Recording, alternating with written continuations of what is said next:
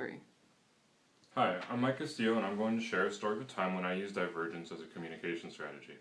We all like to think that it's good to get along and be like other people, but sometimes we need to stand apart from the crowd. This is where Divergence can come in handy. When I was in high school, I felt like a fish out of water. Most of the kids there were so into their GPA and SAT scores. Their big concern was to do well on tests so that they could get good grades and go to college. But to me, they seemed to be missing the whole point of school. What's the point of just learning to take tests? You might be able to cram for a test by memorizing answers, but memorization isn't going to help you when you're trying to figure out bigger problems that aren't on the study guide. To me, the point of education is learning to learn so that you can figure things out in any situation that you might be in. This requires asking questions and questioning authority.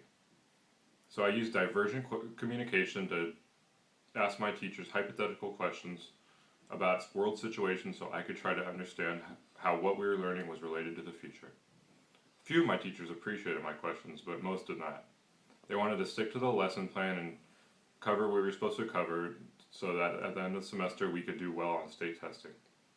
Eventually I got sick of this and ended up at a continuation high school where I actually fit in a lot better because the teachers were willing to work with students based on our own learning interests and abilities.